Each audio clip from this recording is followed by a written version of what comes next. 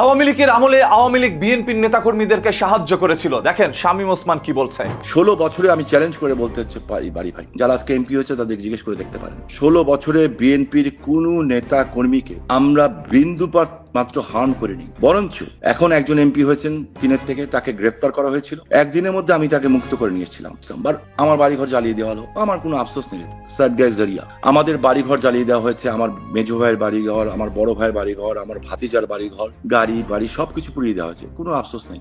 আফসোস লেগেছে, একটু খারাপ লেগেছে যে বাইতুল আমান, যেটা পাক বাহিনীও আগুন সাহস পায়নি, যেমন 32 নম্বর সাহস পায়নি। 32 নম্বর পুরানোর যেদিন পুড়িয়ে দিল, ভেঙে দিল, চুরমাচুর করে দিল, তারপর দিনই ওপেন ডিক্লেয়ার দিয়ে তার আগের দিন এই বিএনপি নেতারা যারা এটা ডিক্লেয়ার দিল, তারাও কিন্তু বিভিন্ন ভাবে আমার কাছ থেকে উপকার নিয়েছেন। শামীম ওসমান এখানে খুব স্পষ্ট ভাষায় বলেছেন, আওয়ামী লীগের আমলে বিএনপির কোন নেতাকর্মীকে যদি কেউ ধরে নিয়ে যেত তাহলে সেইখান থেকে তাকে মুক্ত করে নিয়ে আসতো এই শামীম ওসমান ও আওয়ামী লীগের অন্যান্য নেতাকর্মীরা। আওয়ামী লীগ একদম স্পষ্ট ভাষায় আরো বোঝানোর চেষ্টা করেছে, আওয়ামী লীগ আমলে বিএনপিকে তারা নানাভাবে সুযোগ সুবিধা দিয়েছে, তারা সেই সুযোগ সুবিধা নাকি ভোগ করেছে। কিন্তু আজ বিএনপি যখন রাষ্ট্রীয় ক্ষমতায় বসলো তখনই আবার সেই শামীম ওসমানের বাড়িঘর সবকিছুই উচ্ছেদ করে দিল, তার দামি দামি ব্র্যান্ডের গাড়িগুলোকে তছনছ করে দিয়েছে।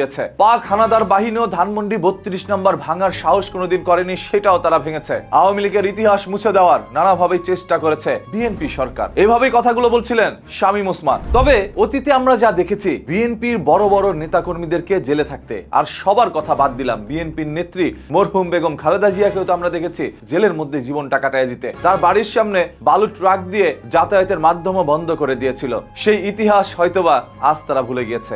নতুন করে মানুষকে তারা কি শিক্ষা দিচ্ছে, কি বোঝানোর চেষ্টা করছে? সত্য লুকিয়ে রাখা কোনোদিন যায় না। বর্তমান সোশ্যাল মিডিয়ার যুগ। আপনারা জনাব শামীম ওসমানের কথাগুলো শুনেছেন এবং সেই কথাগুলো যাচাই করার জন্য একটু সোশ্যাল মিডিয়ার মধ্যে যান। বিএনপি আওয়ামী লীগ আমলে তাদের অবস্থান কি ছিল সেগুলো একটু দেখেন, তাহলে বুঝতে পারবেন বিএনপির উপর দিয়ে আসলে কি গিয়েছে এই 17টি বছর। এটা বাংলাদেশ ভাই, এখানে কেউ দুধের দোয়া তুলসী পাতা না। আপনারা যতই আপনার নিজেদেরকে তুলসী পাতা হিসাবে উপস্থাপনা বর্তমানে এখন করেন, আসলে আপনারা তুলসী পাতা ছিলেন না। এখন যারা আছে তারাও কেউ তুলসী পাতা না। দুধ দিয়ে যতই ধোয়া, তিতে কিন্তু লাগবেই। বিএনপির অসংখ্য নেতাকর্মীরা জেলের মধ্যে সারাটা জীবন কাটাতে হয়েছে। মা বাবা দুনিয়া থেকে চলে গিয়েছে, শেষবারের মতো তাদেরকে দেখতেও পারেনি।